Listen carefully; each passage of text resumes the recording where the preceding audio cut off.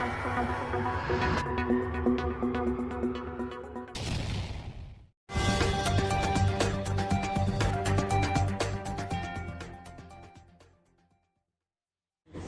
मैं समझती हूँ भारत एक बड़ा संस्कारवान देश रहा है। हमने अपनी महिलाओं के लिए, बेटियों के लिए, हमारे भारत में एक बहुत विशेष स्थान है। महिलाओं की देवी स्वरूप पूजन होता है यहाँ पर।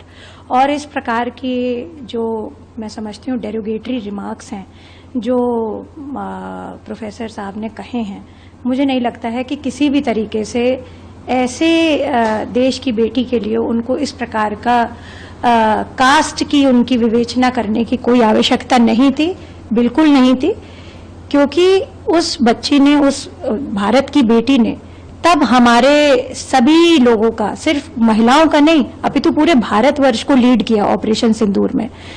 मैं समझती हूँ ऐसी हमारी जो बेटियां होती हैं, हमारी छाती बड़ी गर्व से भर जाती है कि हम ऐसे बच्चों के जो है बारे में ऐसी डेरोगेटरी रिमार्क्स अगर देंगे तो भारत के अन्य महिलाएं क्या सोचेंगे, अन्य जो है बेटियां क्या सोचेंगी। वो संबल के रूप में है, एक प्रतीकात्मक चिन्ह है शौर्य का।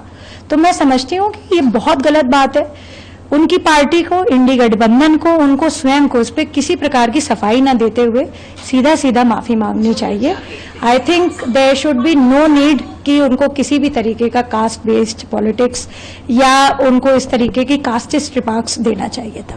लेकिन जिस तरीके से कर बात यादव की, वो ट्वीट करते हैं और ट्वीट करके वो कहते हैं कि मेरे बयान को गलत तरीके से बताया गया। वो योगी आदित्यनाथ पर हमला बोलते हैं। वो कहते हैं कि वहां जहां उत्तर प्रदेश में जाति, धर्म और इस तरह की चीजों को लेकर लड़ाई होती है, क्रिटिसाइज होता है, वो आज चीजों को लेकर गलत तरीके से बयानबाजी, मेरे बयान को गलत तरीके से पहले भी इंडी गठबंधन की बहुत सारी पार्टियां, बहुत सारे उनके वरिष्ठ लोग बहुत सारे गलत बयानों के दे चुके हैं। बाद में बहुत ज्यादा उस पर लीपापोती करने से कोई फायदा नहीं होता है।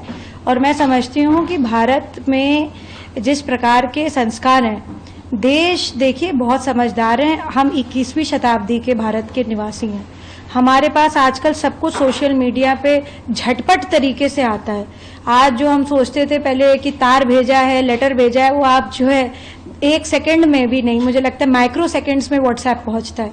We are living in the digital world, we are living in the digital age. ये आइस एज है, इंफॉर्मेशन, कम्युनिकेशन और एंटरटेनमेंट की एज है। ये हम कैसे सोच भी सकते हैं कि तोड़ मरोड़ करके किसी ने किसी का बयान दिया, साफ साफ उसमें दिख रहा है उन्होंने क्या बोला है।